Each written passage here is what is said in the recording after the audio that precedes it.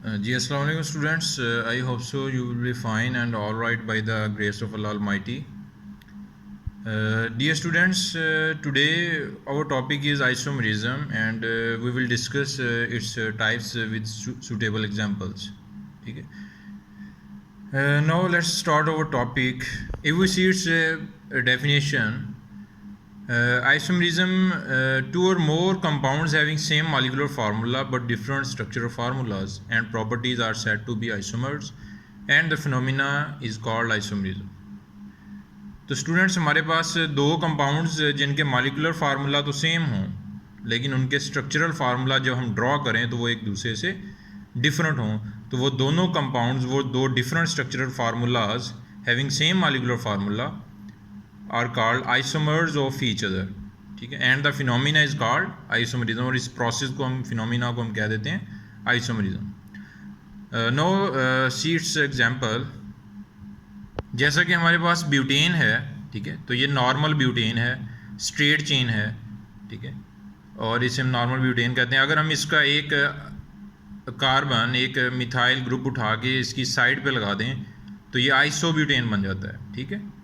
तो यहाँ पर हमारे पास ये दोनों क्या हैं, ये दोनों आइसोमर्स हैं. क्या फार्मूला है इनका? C4H10. तो ये C4H10 जो है वो इनका मॉलिक्यूलर फार्मूला है दोनों का. ठीक है. लेकिन इनके स्ट्रक्चरल फार्मूलाज दोनों के एक जैसे नहीं हैं. So these two compounds structures are called isomers of each other and the phenomena is called isomerism. Now let's take another example. अगर हमारे पास पेंटेन है तो स्टूडेंट्स इसमें स्ट्रेट चेन नॉर्मल पेंटेन है, C5H12 मॉलिक्यूलर फार्मूला. अगर हम इसका एक कार्बन साइड पे लगा दें तो ये आइसोपेंटेन बन गया, इसका भी C5H12 मॉलिक्यूलर फार्मूला है. और अगर हम चार अल्काइल ग्रुप मिथाइल साइडों पे लगा दें, फिफ्थ कार्बन सेंटर में आ जाए तो इसे कहते हैं नियोपेंटेन. ठीक है. तो इसका मॉलिक्यूलर फार्मूला भी C5H12 होगा. ठीक है. तो इसका मतलब क्या हुआ कि पेंटेन के आइसोमर्स, स्ट्रक्चरल आइसोमर्स कितने हुए? 3 हो गए. ठीक है. जो आपने माइंड में क्लियर कर लेना है वो ये है कि methane, ethane and propane do not show the phenomena of isomerism. तो स्टूडेंट्स मीथेन, इथेन और प्रोपेन जो होते हैं इनके ऑलरेडी इनके पास कार्बन इतने थोड़े हैं कि इनके कार्बन्स को आगे पीछे चेन के लेफ़्ट राइट ऊपर नीचे हम नहीं लगा सकते, इनके डिफरेंट स्ट्रक्चर हम नहीं बना सकते. ठीक है. जैसा कि तो ये हमारे पास मीथेन, इथेन एंड प्रोपेन हैं, तो ये ऑलरेडी सिंपलेस्ट फॉर्म में पड़े हुए हैं. ठीक है. तो इनकी फॉर्म हम डिफरेंट, आप एक कार्बन को उठा के अगर इधर भी लगा देते हैं, इसमें से एक कार्बन को उठा के इधर भी लगा दें तो ये स्ट्रेट चेन ही रहेंगे. ठीक है. इनके नॉर्मल आइसोमर ही हैं. ठीक है. तो इनके स्ट्रक्चर्स, इथेन का आप कोई डिफरेंट स्ट्रक्चर और ड्रा नहीं कर सकते, प्रोपेन का आप कोई डिफरेंट स्ट्रक्चर और ड्रा नहीं कर सकते. ठीक है. तो इनके आइसोमर्स जो हैं वो नहीं होते. ठीक है. मीथेन, इथेन एंड प्रोपेन, अगर कोई MCQ वगैरह आ जाए तो उसमें आपको ये क्लियर होना चाहिए कि मीथेन, इथेन एंड प्रोपेन के कोई आइसोमर्स नहीं होते. Talk about the types of isomerism. So there are 2 types of isomerism, structural isomerism and geometrical isomerism. तो स्टूडेंट्स जो स्ट्रक्चरल और ज्योमेट्रिकल आइसोमरिज्म की अगर हम बात करें तो इनमें से सबसे पहले अब हम जो स्ट्रक्चरल आइसोमरिज्म है वो उसकी आगे फर्दर टाइप्स हैं, 5 टाइप्स हैं. ठीक है. फिर हम ज्योमेट्रिकल आइसोमरिज्म की बात करेंगे और फिर स्ट्रक्चरल और ज्योमेट्रिकल आइसोमरिज्म में डिफरेंस क्या है उसको हम एक्सप्लेन करेंगे. ठीक है. तो now let's talk about the structural isomerism. ठीक है. And its types. Structural isomerism क्या है कि स्ट्रक्चरल आइसोमरिज्म बेसिकली यही है कि कंपाउंड्स के मॉलिक्यूलर फार्मूला डिफरेंट होंगे लेकिन उनके स्ट्रक्चर्स एक दूसरे से, मॉलिक्यूलर फार्मूला सेम होंगे लेकिन उनके स्ट्रक्चर्स एक दूसरे से डिफरेंट होंगे, तो वो एक दूसरे के स्ट्रक्चरल आइसोमर्स कहलाएंगे. और कितने तरीक़ों से कंपाउंड्स अपने मॉलिक्यूलर फार्मूला सेम रख सकते हैं और स्ट्रक्चरल फार्मूला डिफरेंट कर सकते हैं, तो वो 5 मेथड्स हैं. ठीक है.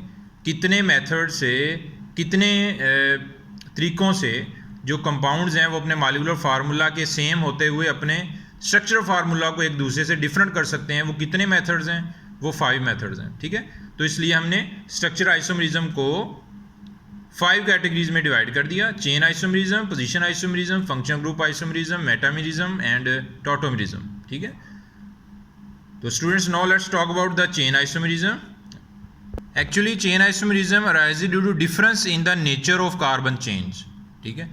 तो स्टूडेंट्स आइसोमरिज्म इसमें क्या होगा कि कंपाउंड है हमारे पास जैसा कि हेक्सेन है, ठीक है, तो C6H14 इसका मॉलिक्यूलर फार्मूला है। तो इसका मॉलिक्यूलर फार्मूला जो है वो हमारे पास C6H14 है। तो इसमें क्या होगा कि एक स्ट्रेट चेन आ गई, नॉर्मल हेक्सेन इसे कहेंगे। एक हम ऐसा करते हैं, एक अल्काइल को उठा के सेंटर में कहीं साइड पे लगा देते हैं, तो ये क्या बन गया, आइसोहेक्सेन, ठीक है। तो आइसोहेक्सेन जो है हमारे पास वो उसका ये स्ट्रक्चर भी हो सकता है, आइसोहेक्सेन का ये स्ट्रक्चर भी हो सकता है, और आइसोहेक्सेन का हमारे पास ये स्ट्रक्चर भी हो सकता है कि हम दो अल्काइल को साइडों पे लगा दें। मतलब ये है कि कितने स्ट्रक्चर आपके सामने यहाँ पर नज़र आ रहे हैं आपको, ठीक है, कि हमारे पास यहाँ पर बेसिकली हमें 4 आइसोमर्स नज़र आ रहे हैं। किसके हैं ये, हेक्सेन के हैं। मॉलिक्यूलर फार्मूला चारों का क्या है, सेम है, लेकिन स्ट्रक्चर डिफरेंट है। स्ट्रक्चर किस लिहाज से डिफरेंट है, स्ट्रक्चर इस लिहाज से डिफरेंट है कि इनकी चेन्स डिफरेंट हैं, इनकी चेन्स एक जैसी नहीं है। ये स्ट्रेट चेन है, ये चेन है कि इसमें तीसरे कार्बन पे मिथाइल लगा है, ये स्ट्रेट चेन जो है इसमें एक मिथाइल लगा है दूसरे कार्बन पे, इस स्ट्रेट चेन पे 2 मिथाइल लगे हैं, एक इधर से दूसरे पे, एक इधर से तीसरे पे। तो स्टूडेंट्स इनमें चारों में चेन्स डिफरेंट हैं, 6 कार्बन की चेन्स डिफरेंट है, मॉलिक्यूलर फार्मूला इनका सेम है। तो इसे कहते हैं चेन आइसोमर्स, या चेन, इस फिनोमिना को कहते हैं चेन आइसोमरिज्म। नेक्स्ट हमारे पास आ जाता है पोजीशन आइसोमरिज्म, ठीक है। Position isomerism arises due to difference in position of same functional group on the carbon chain.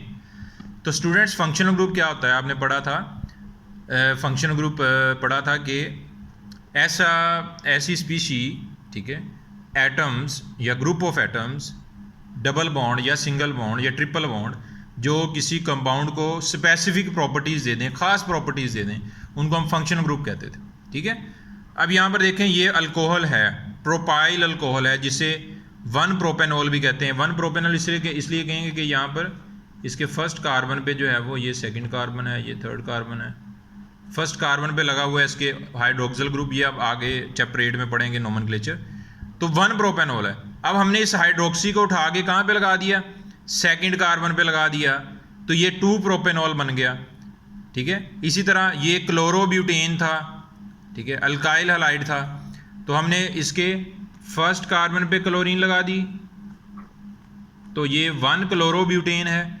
जब हमने यही क्लोरीन को उठा के सेकंड कार्बन पे लगा दिया, तो ये क्या बन गया, 2 क्लोरोब्यूटेन।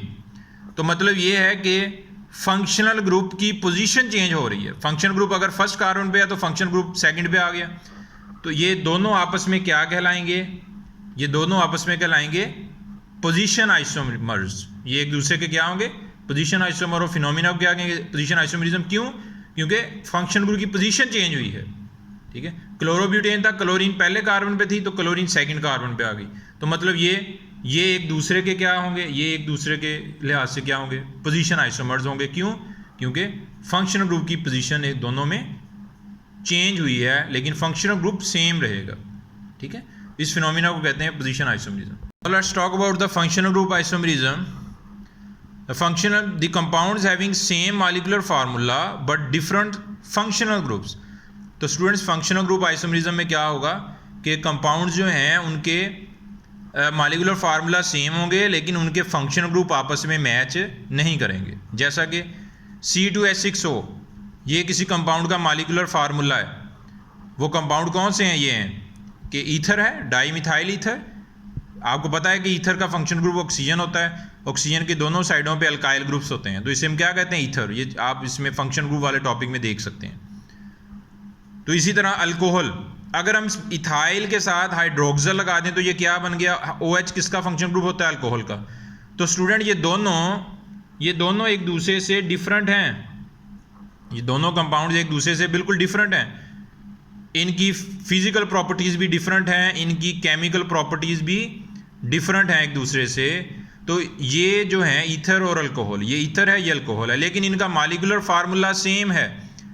इनमें फ़र्क क्या है, डिफरेंस क्या है, स्ट्रक्चर में तो डिफरेंस आ गया दोनों के, स्ट्रक्चर आइसोमरिज्म तो है ये, लेकिन स्ट्रक्चर में डिफरेंस किस बेस पे आया है, due to the change in functional group, due to the different functional group. इसका फंक्शनल ग्रुप ईथर का है, इसका क्या है, अल्कोहल का। तो स्टूडेंट फंक्शनल ग्रुप आइसोमरिज्म में एक बात आप जेन में बिठा लें कि फंक्शनल ग्रुप आइसोमरिज्म ऐसा आइसोमरिज्म है जिसके अंदर दोनों आइसोमर्स की फिजिकल प्रॉपर्टीज़ तो एक दूसरे से चेंज होंगी लेकिन केमिकल प्रॉपर्टीज़ भी चेंज हो जाएंगी। तो फंक्शनल ग्रुप आइसोमरिज्म क्यों? क्योंकि ऊपर देखें ज़रा, देखें ये भी पोजीशन आइसोमरिज्म में ये भी क्लोरोब्यूटेन था, ये भी क्लोरोब्यूटेन है, दोनों अल्काइल हैलाइड हैं, दोनों क्या है, दोनों अल्काइल हैलाइड हैं, ये भी क्लोरोब्यूटेन है, ये भी क्लोरोब्यूटेन है, ये भी अल्कोहल है, ये भी अल्कोहल है। इनकी फिजिकल प्रॉपर्टीज़ डिफरेंट हो सकती हैं, इनकी केमिकल प्रॉपर्टीज़ आपस में इन आइसोमर की डिफरेंट नहीं होंगी, लेकिन यहाँ पर देखें इनके फंक्शनल ग्रुप ही चेंज हो गए। ठीक है, फंक्शनल ग्रुप आइसोमर्स में स्टूडेंट्स इनके आपस में फंक्शनल ग्रुप ही चेंज हो गए, तो फिजिकल प्रॉपर्टीज़ तो चेंज होनी है, इनकी केमिकल प्रॉपर्टीज़ भी चेंज होंगी। क्यों चेंज होंगी? क्योंकि ये दोनों एक जैसे एक होमोलोगस सीरीज से बिलोंग नहीं करते, ये दोनों ईथर नहीं है या ये दोनों अल्कोहल नहीं है। क्लियर हो गया ये पॉइंट? ठीक है, तो इसी तरह नीचे हमारे पास ये एल्डिहाइड है। ठीक है, अगर हम ये एक कार्बन उठा के राइट साइड पे लगा देते हैं तो ये हमारे पास क्या बन जाएगा, कीटोन। तो ये एल्डिहाइड, ये कीटोन, दोनों का फंक्शन ग्रुप डिफरेंट हो गया। ठीक है, now let's talk about the fourth type of isomerism, structure isomerism, that is metamerism. This type of isomerism arise due to unequal distribution of carbon atoms on either side of functional group. ठीक है, and belong to the same homologous series. ठीक है, तो इसमें आपने इस point पे focus करना है, belong to same homologous series. इसमें क्या होगा कि फंक्शनल ग्रुप दोनों आइसोमर्स में फंक्शनल ग्रुप तो सेम होगा, लेकिन फंक्शनल ग्रुप की दोनों साइडों पे कार्बन एटम्स की तादाद बराबर नहीं होगी। फॉर एग्जांपल ये देखें हमारे पास है डाईइथाइल ईथर। तो स्टूडेंट्स ईथर का आपको फंक्शनल ग्रुप पता है, ईथर जो है इसका फंक्शनल ग्रुप आपको पता है कि ऑक्सीजन की दोनों साइडों पे अल्काइल ग्रुप्स होंगे। इसे कहते हैं डाईइथाइल ईथर, क्योंकि ये इतना ग्रुप क्या है, इथाइल है। ठीक है, ये भी क्या है, इथाइल है। तो ऑक्सीजन की दोनों साइडों पे इथाइल है, तो इसे क्या कहेंगे, डाईइथाइल ईथर।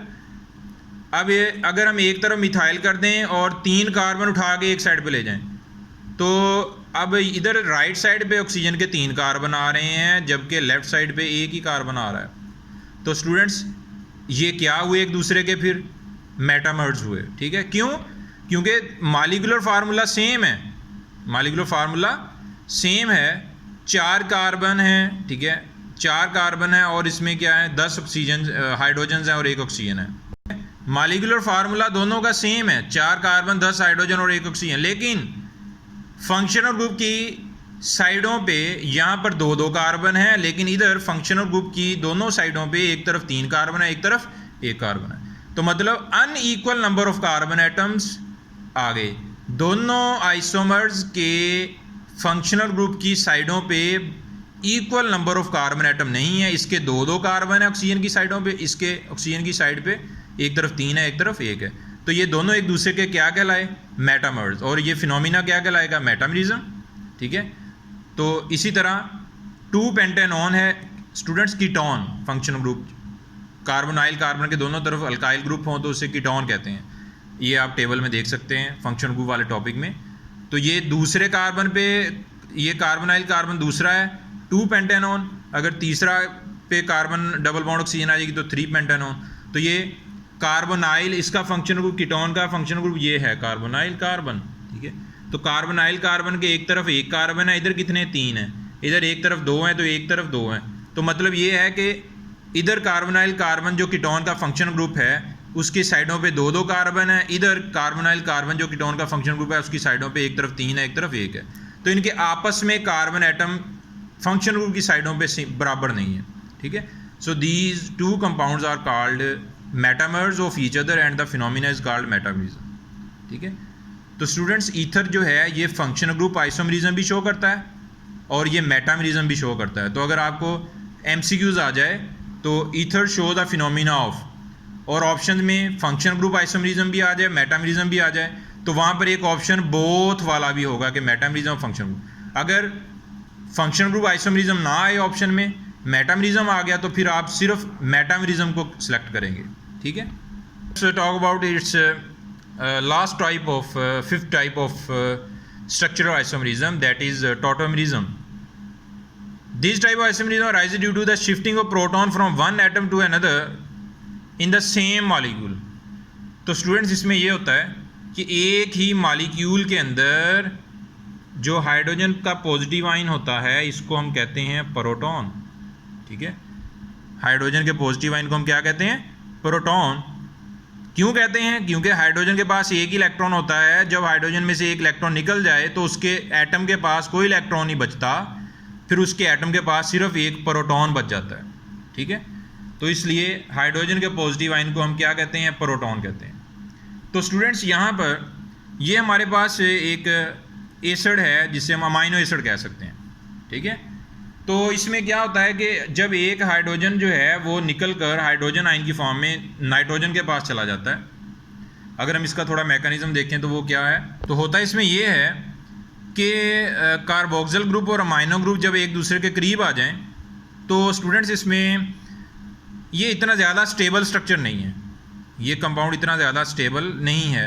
तो ये अपनी स्टेबिलिटी को इंक्रीज़ करने के लिए, इन्हांस करने के लिए क्या करता है, कार्बोनाइल कार्बन से एक प्रोटॉन शिफ्ट हो जाता है किसकी तरफ, यहाँ से एक हाइड्रोजन किसकी तरफ शिफ्ट हो जाएगा, नाइट्रोजन की तरफ। तो स्टूडेंट्स इसमें होता ये है कि हाइड्रोजन जो है ये ऑक्सीजन के साथ इसका शेयर्ड पेयर है, ऑक्सीजन के साथ इसका क्या है, शेयर्ड पेयर, कोवलेंट बॉन्ड बना हुआ है।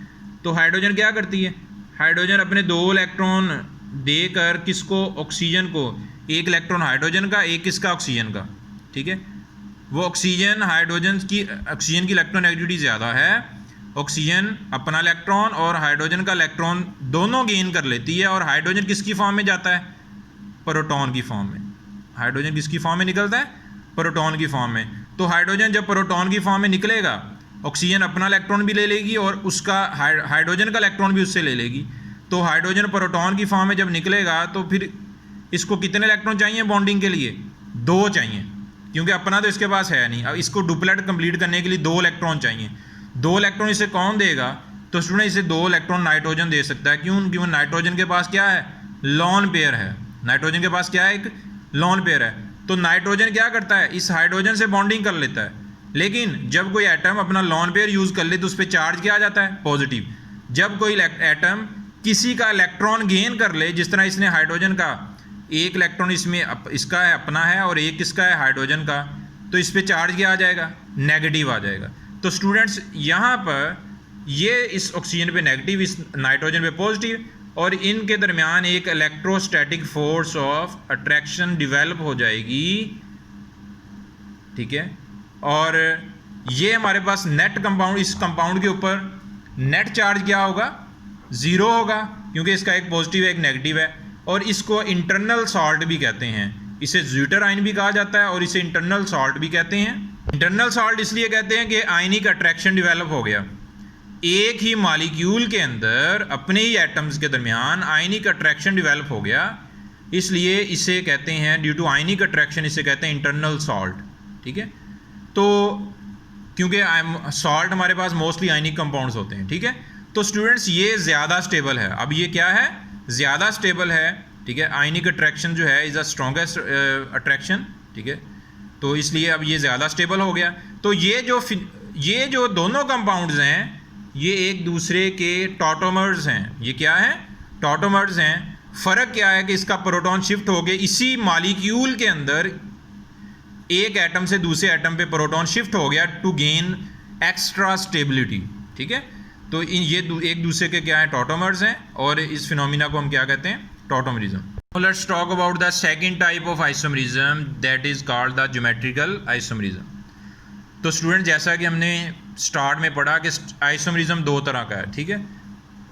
अगर उसमें एक स्ट्रक्चरल आइसोमरिज्म था जिसकी 5 टाइप्स हमने पढ़ी, और सेकंड आइसोमरिज्म था ज्योमेट्रिकल आइसोमरिज्म। इसकी 2 टाइप्स हैं, सिस ट्रांस आइसोमर्स। तो बेसिकली है एक ही, लेकिन उसको हम दो तरीक़ों से एक्सप्लेन करते हैं, ठीक है। तो ज्योमेट्रिकल आइसोमरिज्म क्यों पढ़ते हैं हम, ये क्यों दूसरे आइसोमरिज्म से डिफरेंट है, स्ट्रक्चर आइसोमरिज्म से ये क्यों डिफरेंट है, इसको भी हम एक्सप्लेन करेंगे रीज़न के साथ और एग्जाम्पल के साथ, ठीक है। तो इसकी सबसे पहले डेफिनेशन है सच कंपाउंड्स। तो स्टूडेंट्स इससे पहले कि हम इसकी एग्जाम्पल्स को डिस्कस करें, हम सबसे पहले ये देख लेते हैं, इस चीज़ को डिस्कस कर लेते हैं कि ज्योमेट्रिकल आइसोमरिज्म स्ट्रक्चर आइसोमरिज्म से डिफरेंट क्यों है, ठीक है। हमें इसको स्टडी करने की ज़रूरत क्यों पड़ी सेपरेटली, ठीक है। तो now let's talk about the reason behind the geometrical isomerism. तो यहाँ पर देखें कि हमारे पास rotation around double bond is restricted, कि डबल बॉन्ड के इर्द गिर्द रोटेशन नहीं हो सकती, जो ग्रुप्स होते हैं वो रोटेट नहीं कर सकते, स्टूडेंट डबल बॉन्ड रोटेट नहीं कर सकती। तो आपको पता है कि अल्कीन्स जो होते हैं, अल्कीन्स या अल्काइंस, उनमें डबल बॉन्ड पाई जाती है। और हाइब्रिडाइजेशन कौन सी होती है? sp2।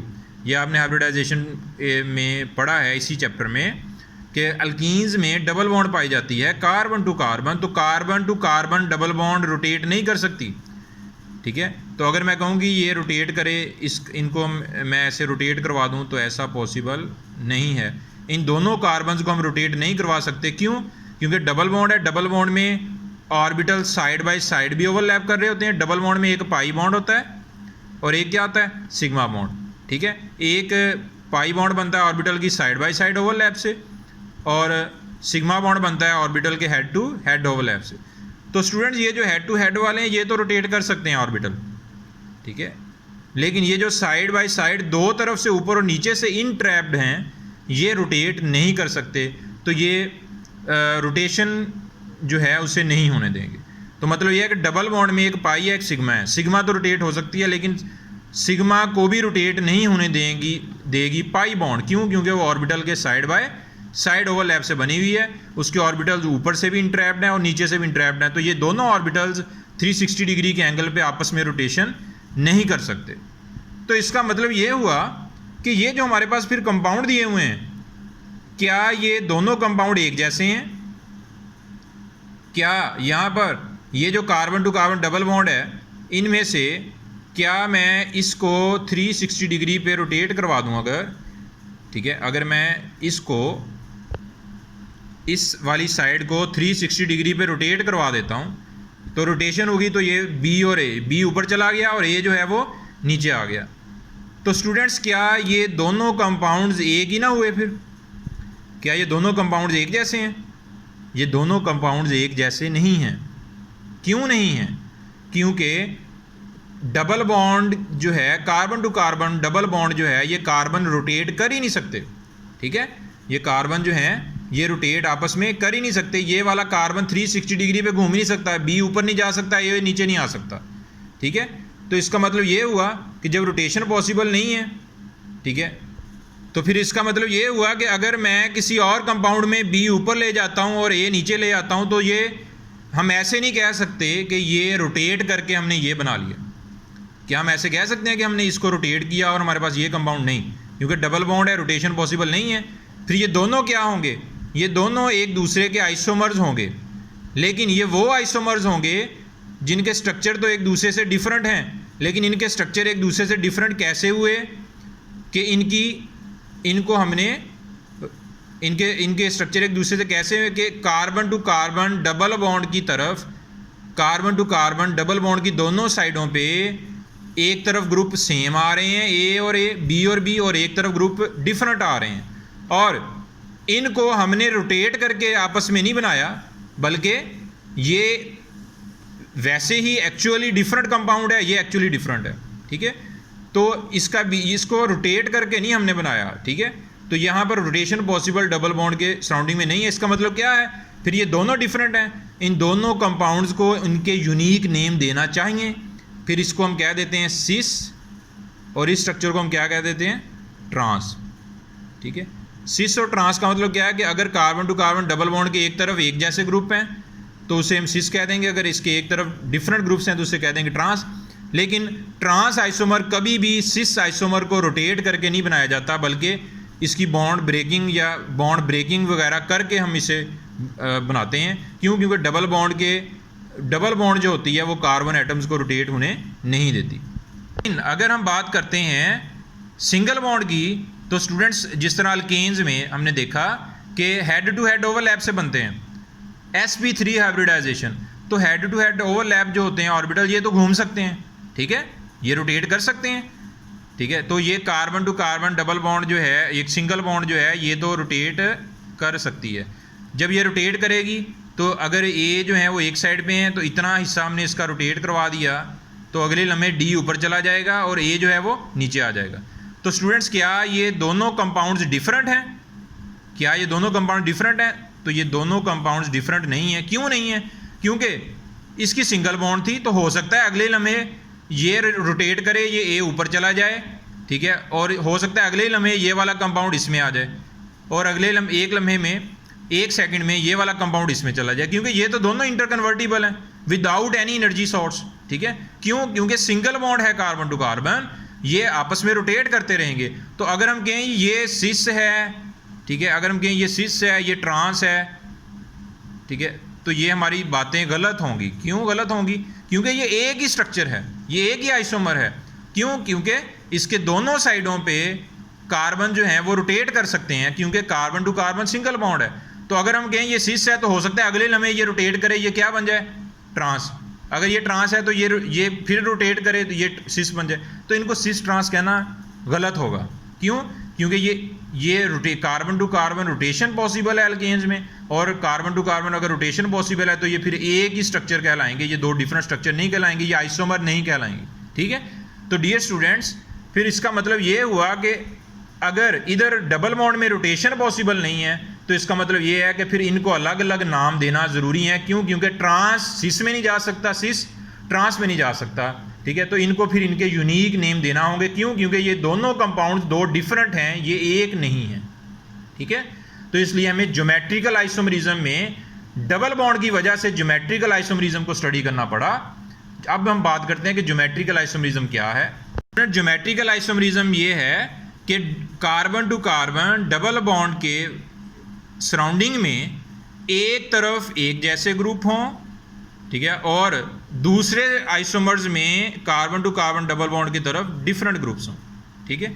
तो हमारे पास इन स्पेस, ठीक है, यानी कि ये 3 डायमेंशनल पैटर्न है, एक्स वाई जी में हम इसको डिस्कस करते हैं। तो इसका मतलब है carbon to carbon such compound which possess same structure formal but differ with respect to the position of identical groups in space are called cis trans isomers. या आप इसे ये भी कह सकते हैं कि डबल बॉन्ड के सराउंडिंग में इनके दोनों तरफ ग्रुप्स डिफरेंट होते हैं, यानी कि अगर इसके एक तरफ मिथाइल है, एक तरफ हाइड्रोजन है, एक जैसे ग्रुप सेम साइड